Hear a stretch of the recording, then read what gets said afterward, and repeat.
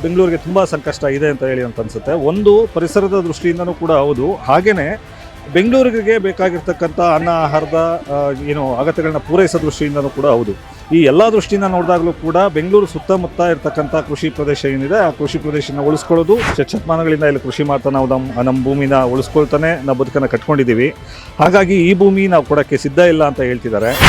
ವೀಕ್ಷಕರೇ, ಇವತ್ತು ಬಿಡದಿನಲ್ಲಿ ಏನು ಒಂದು ಅಪ್ಪಿಕೋ ಚಳುವಳಿ ನಡೀತಾ ಇದೆ. ತಮ್ಮ ಭೂಮಿಯನ್ನ ತಾವು ಯಾವುದೇ ಕಾರಣಕ್ಕೂ ಕೂಡ ತಮ್ಮ ಪ್ರಾಣ ಹೋದ್ರೂ ಕೂಡ ಕೊಡೋದಿಲ್ಲ ಅಂತೇಳಿ ಈ ಹೋರಾಟದ ಜೊತೆಗೆ ಇತ್ತೀಚೆಗೆ ಗೆಲುವು ಕಂಡಂತಹ ದೇವನಹಳ್ಳಿಯ ಚಂದ್ರಾಯಪಟ್ಟಣ ಹೋರಾಟದ ಪ್ರಮುಖರಲ್ಲಿ ಒಬ್ಬರಾದಂಥ ರಮೇಶ್ ಚಿಮಾಚನಹಳ್ಳಿ ಅವರು ಕೂಡ ಭಾಗವಹಿಸಿ ಮರವನ್ನು ಅಪ್ಕೊಂಡಿದ್ದಾರೆ. ಅವರನ್ನ ಮಾತಾಡ್ಸೋಣ. ಅವ್ರು ಯಾವ ಕಾರಣಕ್ಕೋಸ್ಕರ ಇಲ್ಲಿ ಬಂದು ಮರವನ್ನು ಅಪ್ಕೊಳ್ತಿದ್ದಾರೆ, ಈ ರೈತರಿಗೆ ಬೆಂಬಲವಾಗಿ ನಿಂತಿದ್ದಾರೆ ಅನ್ನೋದ್ರ ಬಗ್ಗೆ ಅವ್ರ ಹತ್ರನೇ ಕೇಳ್ತಿರ್ಕೋಣ. ಸರ್ ನಮಸ್ಕಾರ. ನಮಸ್ಕಾರ ಸರ್, ತಾವು ಯಾಕೆ ಈ ಒಂದು ಬಿಡದಿ ಹೋರಾಟದಲ್ಲಿ ಭಾಗಿಯಾಗಿದ್ದೀರಿ? ಇಲ್ಲಿ ರೈತರು ಸುಮಾರು 470 ದಿನಗಳಿಗಿಂತ ಹೆಚ್ಚು ಕಾಲದಿಂದ ಇಲ್ಲಿ ನಾವು ಭೂಮಿನ ಕೊಡಲ್ಲ, ಭೂ ಸ್ವಾಧೀನಕ್ಕೆ ಅಂತ ಹೇಳಿ ಪ್ರತಿಭಟನೆ ಮಾಡ್ತಾ ಇದ್ದಾರೆ. ಅಲ್ಲಿರೋದು ಕೂಡ ರೈತರೇ, ಇಲ್ಲೂ ಕೂಡ ರೈತರೇ. ಸೊ ಹಂಗಾಗಿ ಇಲ್ಲಿ ಸ್ವಇಚ್ಛೆಯಿಂದ ನಾವು ಭೂಮಿ ಕೊಡಲ್ಲ ಅಂತ ಹೇಳಿ ಅಷ್ಟೊಂದು ಜನ ಪ್ರತಿರೋಧ ತೋರಿಸ್ತಾ ಇದ್ರು ಕೂಡ ಸರ್ಕಾರ ಇವ್ರ ಮಾತನ್ನ ಕೇಳದೆ ಭೂಮಿನ ಸ್ವಾಧೀನಕ್ಕೆ ಒಳಪಡಿಸ್ಕೊಳ್ಳೋಕ್ಕೆ ಹೊರಟಿದೆ. ಆ ಕಾರಣಕ್ಕೆ ಅದನ್ನು ವಿರೋಧಿಸಿ ಅವರನ್ನು ಬೆಂಬಲಿಸಿ, ಇಲ್ಲಿನ ರೈತರನ್ನು ಬೆಂಬಲಿಸಿ ನಾವಿಲ್ಲಿದ್ದೀವಿ. ಒಟ್ಟಾರೆ ಸರ್ಕಾರ ಈ ಭೂಮಿಯನ್ನು ಉಳಿಸುತ್ತೆ ಅನ್ಸುತ್ತೆ? ಉಳಿಸಲೇಬೇಕು ಅಂತ ಅನ್ನೋದು ನಮ್ಮೆಲ್ಲರ ಒತ್ತಾಯ. ಯಾಕೆ ಅಂತಂತಂದ್ರೆ ಸರ್ಕಾರಕ್ಕೆ ಇದನ್ನ ಹೊರತುಪಡಿಸಿದ್ರು ಕೂಡ, ಅಂದ್ರೆ ಬಿಡದಿಯನ್ನ ಅಥವಾ ಇನ್ಯಾವುದೋ ದೇವನಹಳ್ಳಿಯನ್ನು, ಬೆಂಗಳೂರು ಸುತ್ತಮುತ್ತ ಏನೆಲ್ಲ ಇದೆ ಆ ಭೂಮಿಯನ್ನ ಬಿಟ್ಟರೂ ಕೂಡ ಹೊರಗಡೆ ಅದನ್ನ ಮಾಡೋದಕ್ಕೆ ಬೇಕಾದಷ್ಟು ಆಪ್ಷನ್ಸ್ ಇದೆ.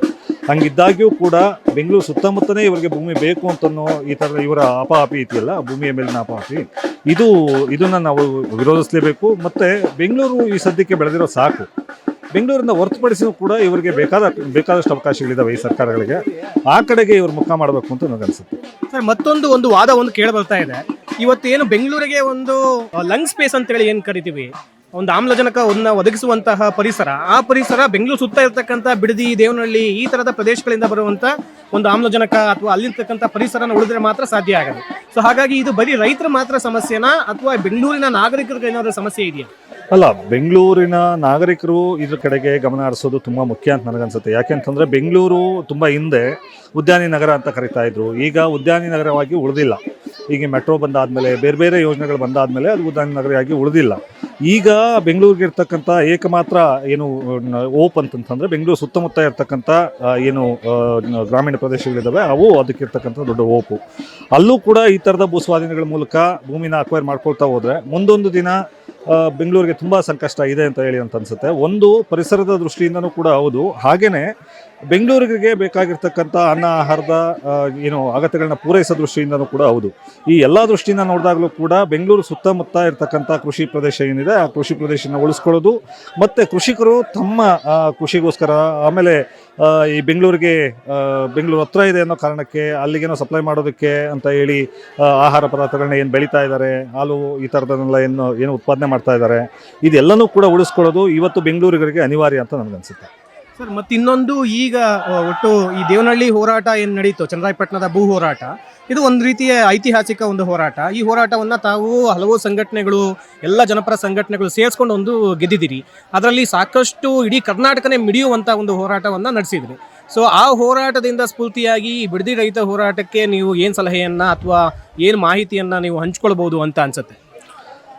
ಹೋರಾಟಗಳು, ರೈತರು ಎಲ್ಲಿ ನಾವು ನಮ್ಮ ಭೂಮಿಯನ್ನು ಕೊಡಲ್ಲ ಅಂತ ಹೇಳ್ತಾರೋ ಆ ಎಲ್ಲ ಹೋರಾಟಗಳು ಕೂಡ ಒಂದೇ ಅಂತ ನನಗನ್ಸುತ್ತೆ. ಯಾಕೆ ಅಂತಂದರೆ ಅವರು ಸುಮಾರು ವರ್ಷಗಳಿಂದ ಆ ಭೂಮಿನಲ್ಲಿ ಬದುಕಿಟ್ಕೊಂಡಿರೋಂಥ ರೈತರು. ಸೊ ಹೀಗಿರಬೇಕಾದ್ರೆ ಅಲ್ಲಿನ ರೈತರು ಹೇಗೆ ನಮ್ಮ ಭೂಮಿ ನಮ್ಗೆ ಉಳಿಲೇಬೇಕು, ತಲೆಮಾರುಗಳಿಂದ ನಾವು ಈ ಭೂಮಿನಲ್ಲಿ ಬದುಕಿಟ್ಕೊಂಡಿದ್ದೀವಿ ಅಂತ ಹೇಳಿ ಏನು ಹೇಳ್ತಾ ಇದ್ರು, ಹಾಗೆಯೇ ಆ ಭೂಮಿನ ಉಳಿಸ್ಕೊಂಡ್ರು. ಇಲ್ಲೂ ಕೂಡ ರೈತರು ಎಷ್ಟೋ ತಲೆಮಾರುಗಳಿಂದ ಅಂದರೆ ಶತಮಾನಗಳಿಂದ ಇಲ್ಲಿ ಕೃಷಿ ಮಾಡ್ತಾ ನಾವು ನಮ್ಮ ಭೂಮಿನ ಉಳಿಸ್ಕೊಳ್ತಾನೆ ನಾವು ಬದುಕನ್ನು ಕಟ್ಕೊಂಡಿದ್ದೀವಿ.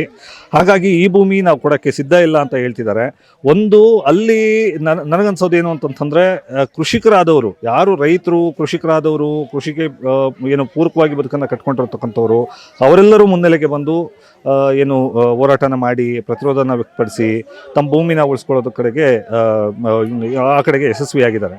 ಇಲ್ಲಿಂದ ರೈತರು ಕೂಡ ಜನ ಚಳುವಳಿಗಳನ್ನು ತನ್ನೆಡೆಗೆ ಸೆಳ್ಕೊಳ್ಳೋದ್ರ ಮೂಲಕ, ಎಲ್ಲ ಸಂಘಟನೆಗಳನ್ನು ಒಟ್ಟು ಸೇರಿಸ್ಕೊಳ್ಳೋದ್ರ ಮೂಲಕ ಎಲ್ಲರೂ ಒಟ್ಟಾಗಿ ಈ ಭೂಮಿನ ಉಳಿಸ್ಕೊಳ್ಬೇಕು ಅಂತ ನನಗನ್ಸುತ್ತೆ. ಮತ್ತೊಂದು ಈಗ ಒಂದು ಆರೋಪ ಅಥವಾ ಒಂದು ವಿಷಯ ಕೇಳಿ ಬರ್ತಾ ಇದೆ. ಅದೇನು ಅಂತ ಹೇಳಿದ್ರೆ ಇದರಲ್ಲಿ ರಾಜಕಾರಣ ಒಂದು ಬರ್ತಾ ಇದೆ ಅನ್ನೋದು ಒಂದು ವಿಚಾರ. ಇದ್ರ ಬಗ್ಗೆ ತಾವೇನು ಹೇಳ್ತೀರಿ?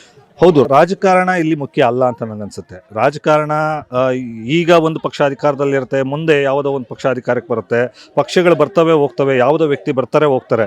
ಆದರೆ ಇಲ್ಲಿನ ರೈತರು ಸುಮಾರು ವರ್ಷಗಳಿಂದ, ಸುಮಾರು ಶತಮಾನಗಳಿಂದ ಇಲ್ಲೇ ಇರ್ತಕ್ಕಂಥ ಏನು ರೈತರಿದ್ದಾರೆ, ಅವರು ಬದುಕು ಮತ್ತು ಅವರ ಅಳಿವು ಉಳಿವಿನ ಪ್ರಶ್ನೆ ಆಗಿರೋ ಕಾರಣಕ್ಕೆ ಆ ರೀತಿ ನಾವು ಅದನ್ನು ಯೋಚನೆ ಮಾಡಬೇಕು ಅಂತ ನನಗನ್ಸುತ್ತೆ. ರಾಜಕೀಯ ಬೆರೆತರೆ, ಈ ಚಳುವಳಿಯ ಒಳಗಡೆ ರಾಜಕೀಯ ಬೆರೆತರೆ ಅದು ತೀರಾ ಕಷ್ಟ ಅಂತ ನನಗನ್ಸುತ್ತೆ. ರೈತರೆಲ್ಲರೂ ಕೂಡ ಈ ಕಡೆಗೆ ಹೆಚ್ಚು ಗಮನ ಹರಿಸ್ಬೇಕು ಅಂತ ನನಗನ್ಸುತ್ತೆ. ವೀಕ್ಷಕರೇ, ಇದಿಷ್ಟು ದೇವನಹಳ್ಳಿ ಹೋರಾಟದ ಏನು ಐತಿಹಾಸಿಕ ಹೋರಾಟದ ಗೆಲುವನ್ನು ಕಂಡಂತಹ ಅದರ ತಂಡದಲ್ಲಿ ಪ್ರಮುಖ ಪಾತ್ರ ವಹಿಸಿದಂಥ ರಮೇಶ್ ಚಿಮಾಚರಣಿ ಅವರ ಅನುಭವದ ಮಾತುಗಳು.